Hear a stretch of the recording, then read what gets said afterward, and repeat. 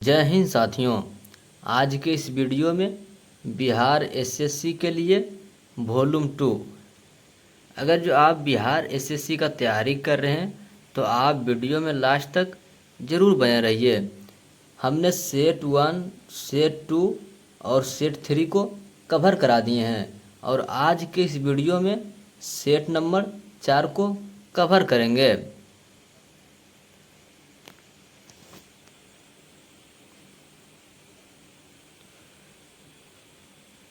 देखते हैं आज का आपका पहला प्रश्न है।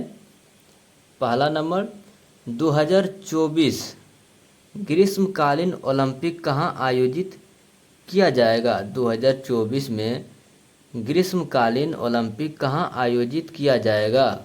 ये जो आयोजित किया जाएगा फ्रांस में। ऑप्शन नंबर ए हो जाएगा आपका सही जवाब हो जाएगा। उसी प्रकार नेक्स्ट प्रश्न आपका है, अक्टूबर 2023 में भारतीय मूल के किस वैज्ञानिक को फेराइडो पदक से सम्मानित किया गया है। तो आपका सही जवाब हो जाएगा option number D Arogyaswamy Palraj. Option number D हो जाएगा आपका इस प्रश्न का सही जवाब हो जाएगा। नेक्स्ट प्रश्न आपका है तीसरा नंबर, भारत ने हाल ही में दिसंबर 2023 में किस देश के साथ अपने राजनयिक संबंधों के 50 साल का जश्न मनाया है। यह जो 50 साल पूरा होने का जश्न मनाया है यह कोरिया गणराज्य के साथ। ऑप्शन नंबर डी हो जाएगा आपका सही जवाब हो जाएगा। उसी प्रकार नेक्स्ट प्रश्न देखेंगे चौथा नंबर, सार्क के सदस्य देशों की संख्या कितनी है। सार्क के सदस्य देशों की संख्या कितनी है। तो आपका इस प्रश्न का हो जाएगा सही जवाब 8 देश। ऑप्शन नंबर ए हो जाएगा सही जवाब। उसी प्रकार नेक्स्ट प्रश्न देखेंगे 5 नंबर, किस राज्य ने 1994 के बाद पहली बार जीतकर पदक तालिका में प्रथम स्थान प्राप्त करके राजा वलिंद्रा ट्रॉफी, मेमोरियल ट्रॉफी, खेल अवार्ड प्राप्त किया है। तो ये जो प्राप्त किया है महाराष्ट्र। ऑप्शन नंबर ए हो जाएगा आपका सही जवाब हो जाएगा। नेक्स्ट प्रश्न आपका है 6 नंबर, डुरंड रेखा किन दो देशों को विभाजित करती है। डुरंड रेखा किन दो देशों को विभाजित करती है। तो आपका सही जवाब हो जाएगा अफगानिस्तान और पाकिस्तान। ऑप्शन नंबर बी हो जाएगा सही जवाब। उसी प्रकार नेक्स्ट प्रश्न देखेंगे 7 नंबर, फारबिडल सिटी कहाँ स्थित है। फारबिडल सिटी कहाँ स्थित है। तो आपका सही जवाब हो जाएगा चीन में। ऑप्शन नंबर डी हो जाएगा आपका सही जवाब। फारबिडन सिटी जो स्थित है यह चीन में स्थित है। उसी प्रकार नेक्स्ट पर देखेंगे 8 नंबर, त्रिवेंद्रम स्थित विक्रम साराभाई अंतरिक्ष केंद्र मुख्यतः संबंधित है। यह जो संबंधित है रॉकेट छोड़ने के लिए परमोन्नतों के अनुसंधान से। ऑप्शन नंबर ए हो जाएगा आपका सही जवाब हो जाएगा। नेक्स्ट प्रश्न आपका है, व्यास सम्मान किस क्षेत्र में उत्कृष्ट योगदान के लिए दिया जाता है। ये जो व्यास सम्मान दिया जाता है या साहित्य के क्षेत्र में। ऑप्शन नंबर सी हो जाएगा आपका सही जवाब हो जाएगा। उसी प्रकार नेक्स्ट प्रश्न आपका है, नेक्स्ट पर देखेंगे 10 नंबर, मान बुकर पुरस्कार साहित्य के क्षेत्र में नोबेल पुरस्कार के बाद सबसे बड़ा पुरस्कार माना जाता है। इसकी शुरुआत कब की गई थी। तो आपका सही जवाब हो जाएगा 1669 में। ऑप्शन नंबर सी हो जाएगा आपका सही जवाब हो जाएगा। नेक्स्ट प्रश्न आपका है 11 नंबर। नवंबर 2023 में जारी वैश्विक वायु प्रदर्शन सूचकांक में भारत का स्थान है। तो यह जो स्थान है 8वां स्थान। ऑप्शन नंबर सी हो जाएगा आपका सही जवाब हो जाएगा। नेक्स्ट प्रश्न देखेंगे 12 नंबर। पोर्टो नाबो निम्नलिखित में से किस देश की राजधानी है। पोर्टो नाबो निम्नलिखित में से किस देश की राजधानी है। तो आपका सही जवाब हो जाएगा बेनिन। ऑप्शन नंबर डी हो जाएगा आपका सही जवाब हो जाएगा। नेक्स्ट प्रश्न आपका है 13 नंबर। भारतीय संविधान के किस अनुच्छेद में देवनागरी लिपि में लिखी जाने वाली हिंदी को अंग्रेजी के साथ आधिकारिक सरकारी भाषा माना जाता है। ये जो माना जाता है आपका सही जवाब हो जाएगा अनुच्छेद 343 में। ऑप्शन नंबर बी हो जाएगा आपका सही जवाब हो जाएगा। उसी प्रकार नेक्स्ट प्रश्न देखेंगे 14 नंबर। The poverty of political economy house economics and the poor नामक पुस्तक के लेखक कौन हैं। तो आपका सही जवाब हो जाएगा Meghnad Desai. Option number D हो जाएगा आपका सही जवाब हो जाएगा।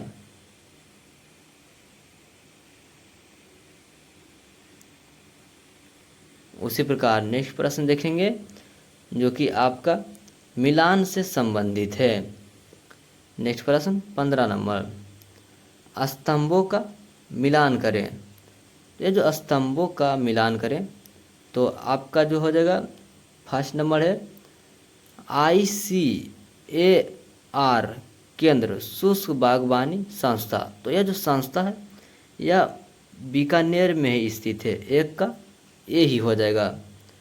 दूसरा क्या कह रहा है कि ICAR केंद्रीय कपास अनुसंधान संस्था है। यह जो संस्था है यह नागपुर में ही है। दूसरा का दूसरा ही होगा। तीसरा क्या कर रहा है ICAR राष्ट्रीय चावल अनुसंधान संस्था है। तो ये जो संस्था है यह कटक में ही है। सी का 3 होगा। नेक्स्ट क्या कह रहा है 4 नंबर। ICAR भारतीय बागवानी अनुसंधान संस्थान है। तो यह जो है बेंगलुरु में ही स्थित है। तो आपका इस हिसाब से इस प्रश्न का सही जवाब जो हो जाएगा 1 का 1, 2 का 2, 3 का 3, 4 का 4 यानी ऑप्शन नंबर सी हो जाएगा आपका सही जवाब हो जाएगा। नेक्स्ट प्रश्न देखेंगे। नेक्स्ट प्रश्न जो है आपका ये मैथ का प्रश्न है। मैथ और रीजनिंग का प्रश्न जो भी इस प्रश्निक सेट में दिया हुआ है उस प्रश्न को यहाँ हम डिस्कस नहीं करेंगे, क्योंकि अगर जो यहाँ डिस्कस करेंगे तो वीडियो बहुत लंबा हो जाएगा। आपको इस वीडियो का जो ये सेट है आपको टेलीग्राम ग्रुप पर मिल जाएगा। आपको टेलीग्राम कैसे ज्वाइन करना है आपको डिस्क्रिप्शन में टेलीग्राम का लिंक डाल देंगे। आप वहाँ से टेलीग्राम को ज्वाइन कर लीजिएगा और वहाँ से आप PDF डाउनलोड करके आप मैथ और रीजनिंग का प्रश्न बना लीजिएगा। नेक्स्ट प्रश्न देखेंगे 31 नंबर। राष्ट्रीय जनगणना में भारत के भीतर समूहों की पहचान नहीं की जाती है। यह जो पहचान नहीं की जाती है यह निरीह जातीय का ऑप्शन नंबर ए हो जाएगा आपका सही जवाब हो जाएगा।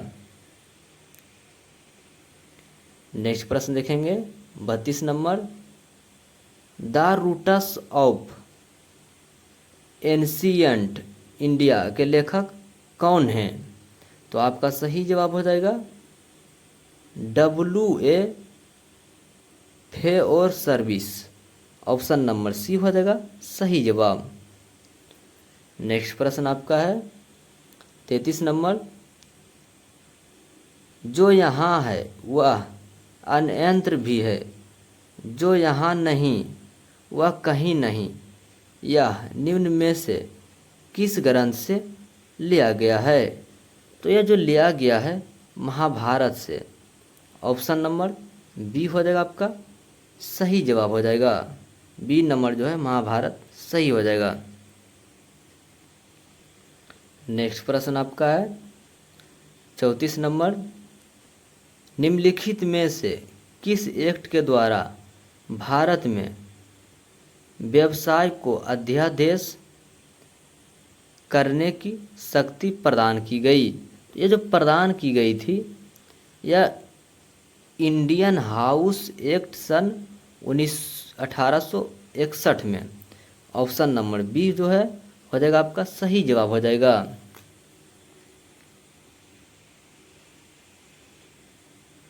नेक्स्ट प्रश्न देखेंगे 35 नंबर। हिंदू पौराणिक कथा के अनुसार समुद्र मंथन हेतु किस सर्प ने रस्सी के रूप में स्वयं को प्रस्तुत किया? हिंदू पौराणिक कथा के अनुसार समुद्र मंथन हेतु किस सर्प ने रस्सी के रूप में स्वयं को प्रस्तुत किया? तो ये जो प्रस्तुत किया था यह वासुकी। ऑप्शन नंबर बी हो जाएगा आपका सही जवाब हो जाएगा।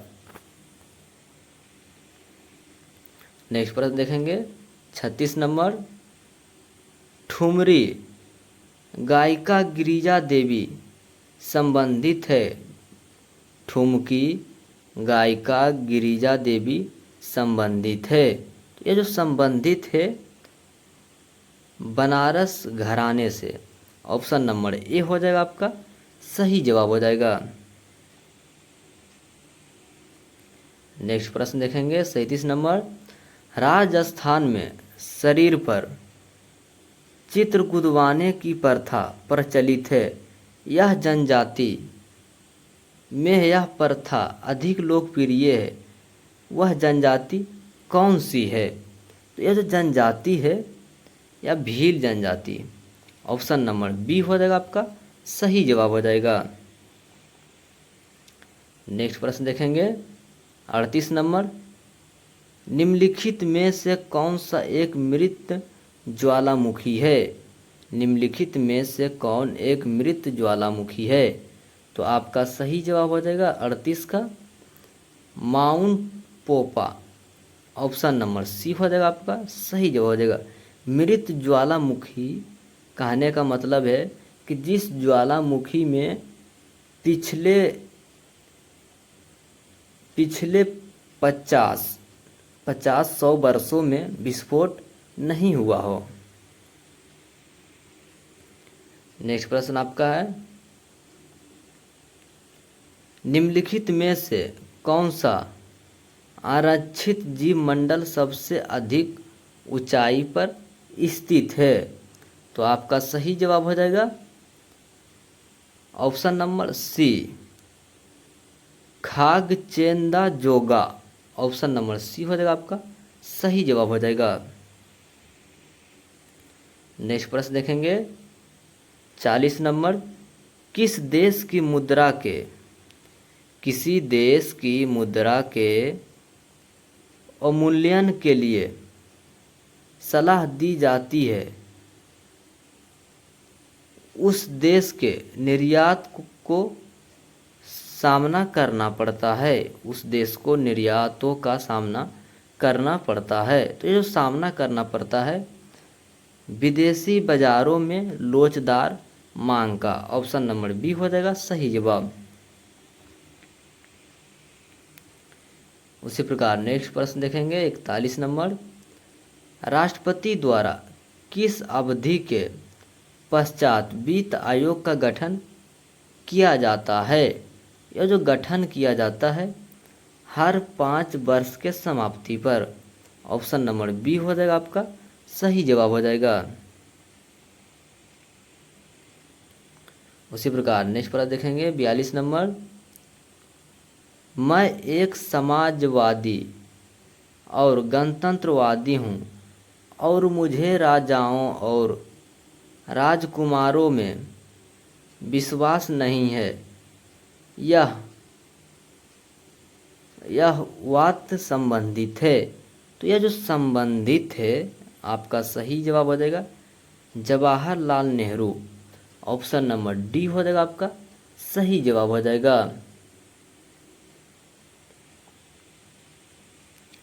उसी प्रकार नेक्स्ट प्रश्न देखेंगे 43 नंबर। नीति आयोग के अध्यक्ष निम्नलिखित में से कौन थे? नीति आयोग के अध्यक्ष निम्नलिखित में से कौन थे?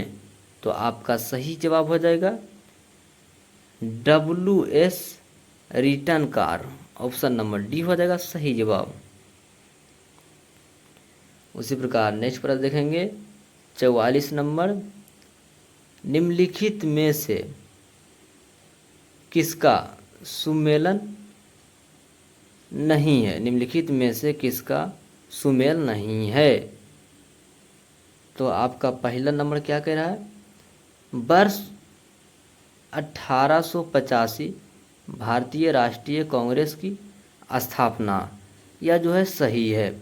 दूसरा क्या कह रहा है कि वर्ष 1905 में बंगाल विभाजन, ये भी जो है सही है। तीसरा क्या कह रहा है कि वर्ष 1909 में मार्लो मिंटो सुधार, तो ये भी जो है सही है। नेक्स्ट क्या कह रहा है चौथा नंबर, वर्ष 1930 और सहयोग आंदोलन, ये जो है ये गलत है। तो आपका सही जवाब हो जाएगा ऑप्शन नंबर डी हो जाएगा। नेक्स्ट प्रश्न देखेंगे, स्तंभों का मिलान करें। क्या कह रहा है? स्तंभों का मिलान करें। तो यह जो है इसमें इस प्रश्न में मिलान करना है। तो आपका क्या हो जाएगा? बसंत जो है बसंत या बैसाख और चैत, एक का ए हो जाएगा। और बी का क्या कह रहा है? ग्रीष्म। ग्रीष्म का जो संबंध हो जाएगा या संबंध हो जाएगा जेठ आषाढ़। और तीसरा क्या कह रहा है? वर्षा। वर्षा का संबंध जो हो जाएगा सावन भादो। सी का 3 हो जाएगा। और डी नंबर क्या कह रहा है? शारदा। शारदा का जो संबंध हो जाएगा यह हो जाएगा दूसरा से, यानी कि आश्विन कार्तिक। तो आपका इस हिसाब से आपका ऑप्शन जो हो जाएगा ऑप्शन नंबर सी हो जाएगा।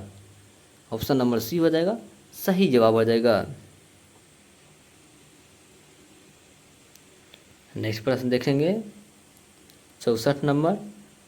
भारतीय संविधान के किस अनुच्छेद में यह प्रावधान किया गया है कि राष्ट्रपति की सहायता करने और उसे सलाह देने के लिए प्रधानमंत्री की अध्यक्षता वाली एक मंत्री परिषद होगी, जिसकी सलाह के अनुसार राष्ट्रपति अपने कार्य का निर्वहन करेंगे।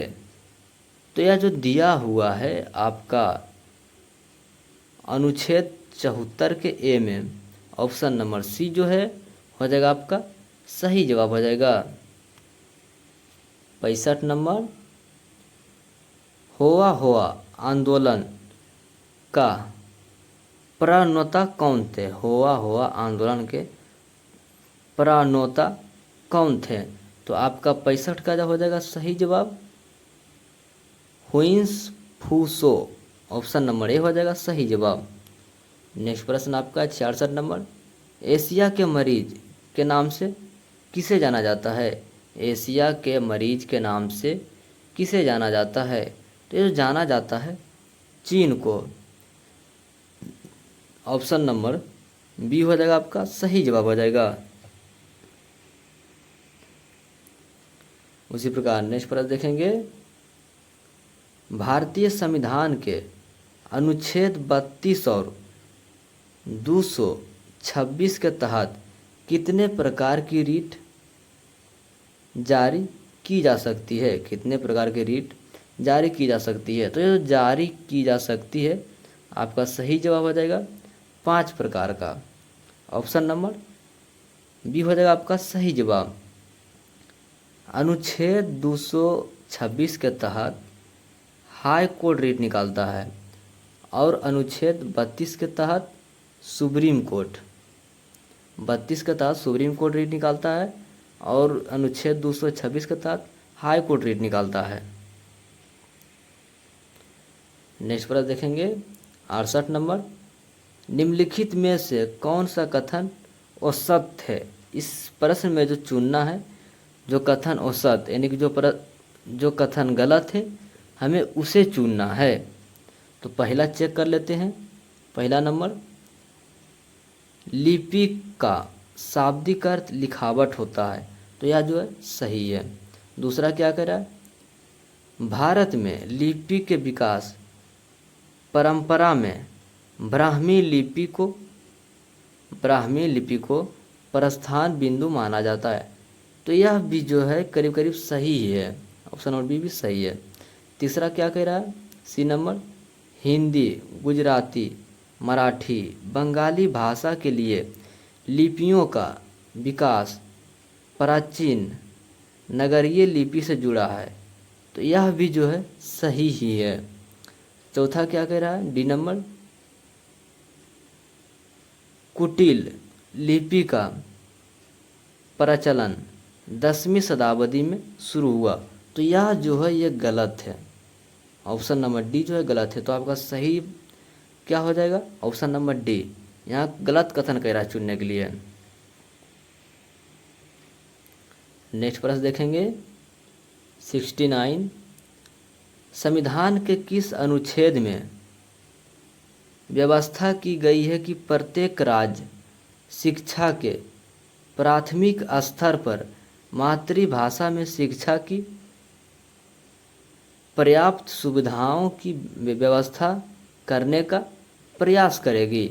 तो यह जो दिया हुआ है संविधान में आपका अनुच्छेद 350 के का ऑप्शन नंबर सी हो जाएगा, सही जवाब हो जाएगा। उसी प्रकार नेक्स्ट प्रश्न देखेंगे 70 नंबर, पंचायत राज से संबंधित निम्नलिखित कथनों में कौन सही नहीं है? यहाँ भी जो देखिए कह रहा आपका चूज करने के लिए सही नहीं है। तो पहला चेक कर लेते हैं। पहला नंबर, पंचायत व्यवस्था भारतीय ग्रामीण जीवन का युग से एक भिन्न अंग रहा है, तो यह जो है सही है। दूसरा क्या कह रहा है, बी नंबर, 73वें संविधान संशोधन 15 अगस्त 1993 में प्रभावी हुआ, यह जो है गलत है। ऑप्शन नंबर बी जो है गलत है। तो आपका प्रश्न के हिसाब से जो कह रहा है कि सही नहीं है, तो आपका सही जवाब हो जाएगा ऑप्शन नंबर बी हो जाएगा।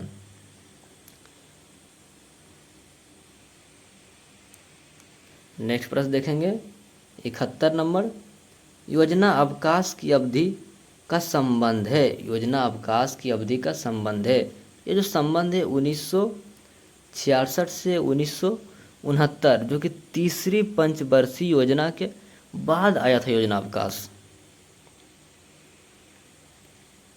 नेक्स्ट प्रश्न देखेंगे 72 नंबर, भारतीय योजना के संदर्भ में निम्नलिखित कथनों पर विचार करें। निम्नलिखित कथनों पर विचार करें।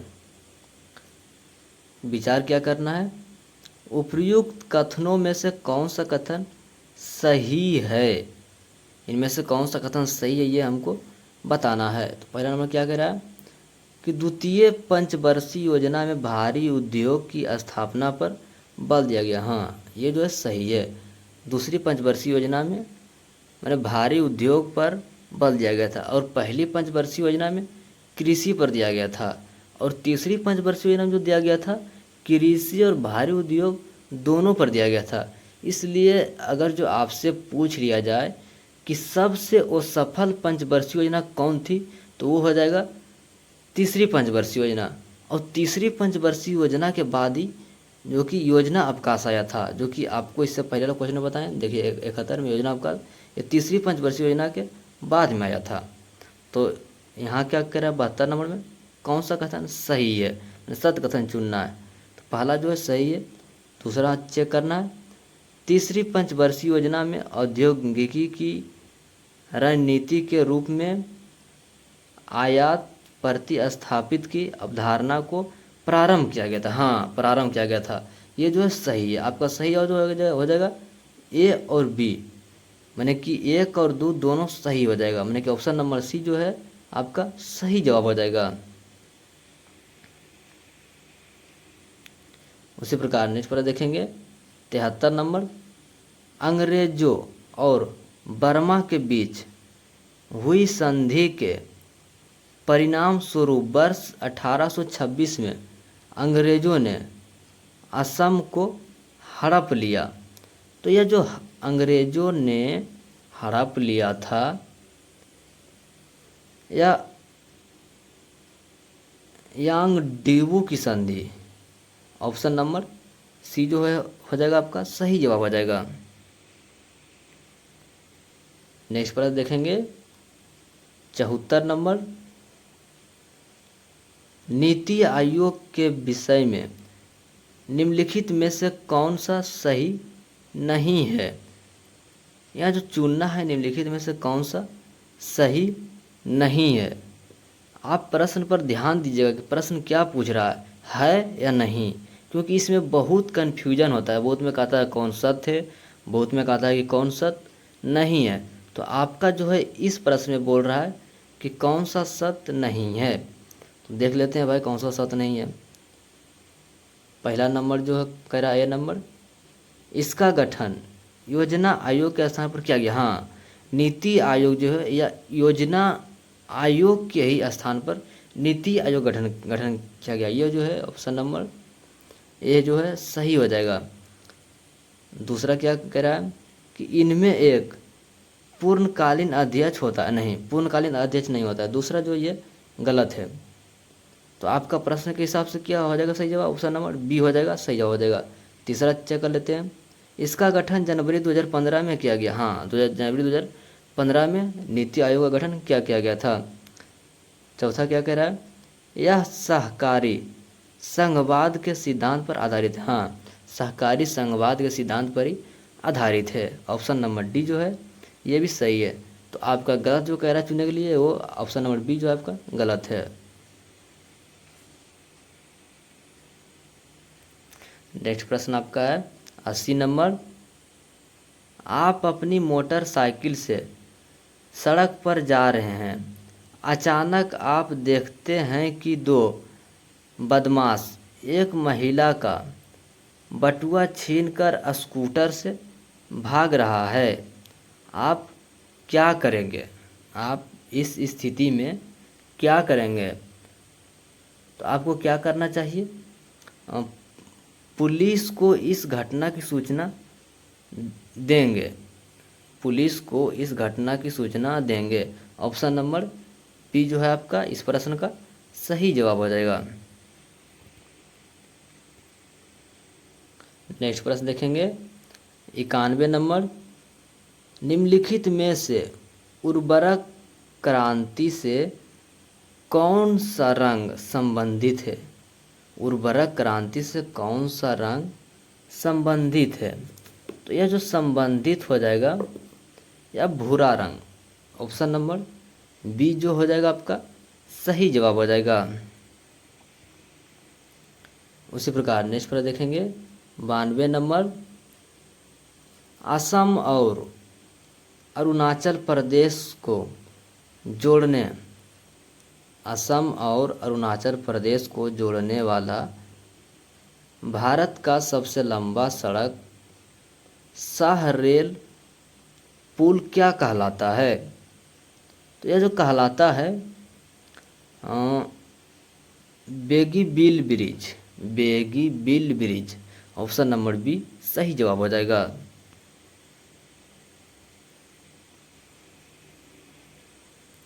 नेक्स्ट प्रश्न देखेंगे 93 नंबर, भारत के किस राज्य में शिशु मृत्यु दर सबसे कम है? भारत के किस राज्य में शिशु मृत्यु दर सबसे कम है? तो यह जो है केरल में। ऑप्शन नंबर बी हो जाएगा आपका सही जवाब हो जाएगा।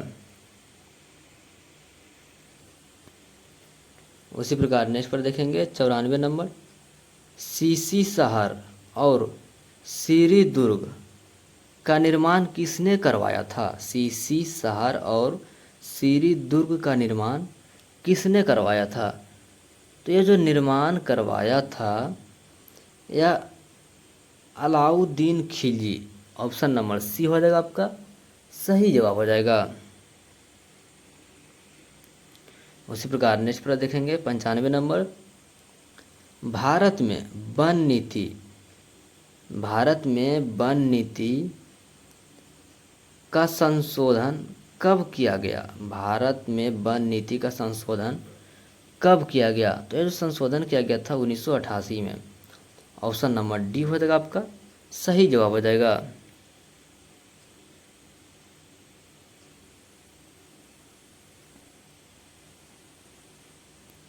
उसी प्रकार नेक्स्ट पर देखेंगे 97 नंबर, हाइड्रोजन आवर्त सारणी के किन दो समूहों के गुणों में मेल खाता है?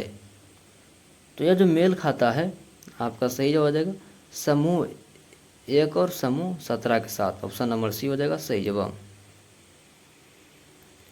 उसी प्रकार नेक्स्ट पर देखेंगे 98 नंबर, निम्नलिखित में से किन्हें ऊर्जा संग्रह के लिए प्रयोग किया जाता है? निम्नलिखित में से किन्हें ऊर्जा संग्रह के लिए प्रयोग किया जाता है? तो यह जो ऊर्जा संग्रह के लिए प्रयोग किया जाता है यह संधारित्र। ऑप्शन नंबर यानी कि केवल 4 सही हो जाएगा। तो ऑप्शन नंबर 4 जो है केवल ए में स्थित है। नेक्स्ट प्रश्न आपका 99 नंबर, उस समूह की पहचान कीजिए जिसमें आने वाले पादपों की शारीरिक संरचना स्पष्ट नहीं होती है। इन पादपों को सामान्यतः शैवाल कहा जाता है और ये पौधे मुख्य रूप से जलीय होते हैं। तो आपका इस प्रश्न का हो जाएगा सही जवाब थैलोफाइटा। शैवाल जो है थैलोफाइटा संघ में मुख्यतः पाया जाता है। नेक्स्ट पर देखेंगे 100 नंबर, एक आवर्त में समस्थानिक यानी कि आइसोटेम्स किसमें भिन्न होता है? एक तत्व के समस्थानिक किसमें भिन्न होता है? तो ये जो भिन्न होता है न्यूट्रॉन की संख्या। ऑप्शन नंबर सी हो जाएगा आपका सही जवाब हो जाएगा। उसी प्रकार नेक्स्ट पर देखेंगे 101 नंबर, मादा क्यूलेक्स मच्छर निम्नलिखित में से किस रोग की वाहक है? तो ये जो वाहक होती है या फाइलेरिया। ऑप्शन नंबर बी हो जाएगा सही जवाब। उसी प्रकार नेक्स्ट पर देखेंगे 102, धमनियाँ छोटी नलियों में विभाजित होती है और ऊतकों तक पहुंचाने पर वो नमक अत्यंत पतली नलिया में विभाजित हो जाती है। तो आपका सही जवाब हो जाएगा 102 का ऑप्शन नंबर सी कोशिकाओं। उसी प्रकार नेक्स्ट पर देखेंगे 103 नंबर, ब्लड कैंसर में आमतौर पर इस नाम से जाना जाता है। तो ये जो जाना जाता है आपका सही जवाब हो जाएगा ल्यूकेमिया। ऑप्शन नंबर बी हो जाएगा आपका सही जवाब हो जाएगा। उसी प्रकार नेक्स्ट पर देखेंगे 104, मानव खोपड़ी में हड्डियों की संख्या कितनी होती है? मानव खोपड़ी में हड्डियों की संख्या कितनी होती है? तो यह जो होती है हड्डियों की संख्या खोपड़ी में 29। ऑप्शन नंबर सी हो जाएगा आपका सही जवाब हो जाएगा। उसी प्रकार नेक्स्ट पर देखेंगे 105 नंबर, निम्नलिखित में से किसमें सल्क होते हैं? निम्नलिखित में से किसमें सल्क होते हैं? तो यह जो सल्क होते हैं यह टिसीज और सरीसृप में, माने कि दूसरा और तीसरा, यह जो हो जाएगा आपसे जब ऑप्शन नंबर सी हो जाएगा। उसी प्रकार नेक्स्ट प्रश्न देखेंगे 124 नंबर, विद्युत ऊर्जा में यांत्रिक ऊर्जा में रूपांतरित के लिए किस उपकरण का उपयोग किया जाता है? तो यह जो उपयोग किया जाता है विद्युत मोटर का, ऑप्शन नंबर डी हो जाएगा आपका सही जवाब हो जाएगा। उसी प्रकार नेक्स्ट पर देखेंगे 125 नंबर, आधुनिक आवर्त सारणी में इलेक्ट्रॉनिक विन्यास 2-8 मुक्त तत्व को आप किस समूह में पाते हैं? तो आपका सही जवाब हो जाएगा समूह 18। ऑप्शन नंबर सी हो जाएगा आपका सही जवाब हो जाएगा। उसी प्रकार नेक्स्ट पर देखेंगे 126, वर्ष 2024 में भारत में आधिकारिक तौर पर निम्नलिखित में से किस बीमारी से मुक्त घोषित किया गया था? वर्ष 2014 में भारत में आधिकारिक तौर पर निम्नलिखित में से किस बीमारी से मुक्त घोषित किया गया था? तो ये जो घोषित किया गया था यह पोलियो से। ऑप्शन नंबर ए हो जाएगा आपका सही जवाब हो जाएगा, ऑप्शन नंबर ए। नेक्स्ट प्रश्न देखेंगे 127 नंबर, प्रेरित धारा उच्चतम होती है जब कुंडली की गति की दिशा डॉट होती है। तो यह जो होती है आपका सही जवाब हो जाएगा 127 का चुंबकीय क्षेत्र के लंबवत। ऑप्शन नंबर डी हो जाएगा आपका सही जवाब हो जाएगा। उसी प्रकार नेक्स्ट पर देखेंगे 128 नंबर, निम्नलिखित में से कौन सा पशु हार्मोन है? निम्नलिखित में से कौन सा पशु हार्मोन है? तो आपका सही जवाब हो जाएगा 128 का इंसुलिन। ऑप्शन नंबर डी हो जाएगा आपका सही जवाब हो जाएगा। उसी प्रकार नेक्स्ट पर देखेंगे 130, जीमोल में जब आप कोई मोल प्राप्त करते हैं और उसी मोल के जवाब में और केवल मूल प्रेरक को मोल भेजना जानते हैं तो आप किसका उपयोग करते हैं? तो आपका सही जवाब हो जाएगा 130 का रिप्लाई। ऑप्शन नंबर ए हो जाएगा सही जवाब। उसी प्रकार नेक्स्ट प्रश्न देखेंगे 131 नंबर, क्या कह रहा है? सुमेलित कीजिए। क्या करना है? सुमेलित करना है कुनाइन। तो ये जो कुनाइन रोग, इसका आपका हो जाएगा मिलान हो जाएगा, एक का मलेरिया, एक का 4 हो जाएगा। दूसरा क्या कह रहा है? क्रोसिन। क्रोसिन तो आपका बी का हो जाएगा, बी का 2 ज्वार। और एबिल, एबिल का जो हो जाएगा 3 का, सी का 3 हो जाएगा। और क्या डी में क्या कह रहा है? कंपोज। कंपोज का जो संबंध हो जाएगा यह नींद से हो जाएगा, यानी कि ए में। तो आपका इस हिसाब से कौन सा ऑप्शन हो जाएगा? ऑप्शन नंबर बी हो जाएगा आपका सही जवाब हो जाएगा। उसी प्रकार नेक्स्ट पर देखेंगे 132 नंबर, किसके नीचे पदार्थ ठंड नहीं हो सकता, यह न्यूनतम संभावित मान है। माने कि कितना डिग्री के बाद ठंड नहीं हो सकता है, जो कि सबसे न्यूनतम मान है। ये जो सबसे न्यूनतम मान है -273.15 degree Celsius. Option number C हो जाएगा आपका सही जवाब हो जाएगा। नेक्स्ट प्रश्न आपका 133 नंबर,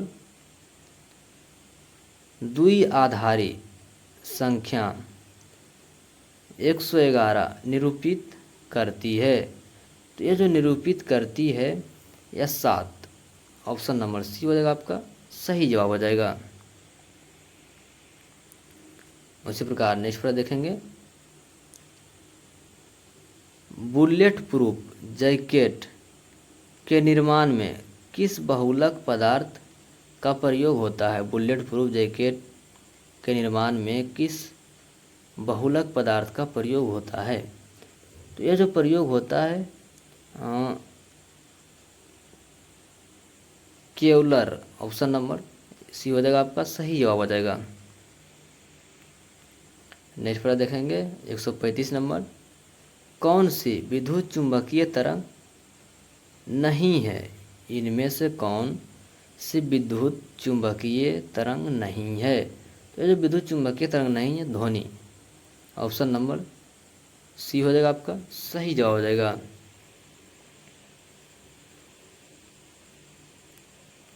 बाकी बात इधर जो है मैथ और रीजनिंग का प्रश्न है।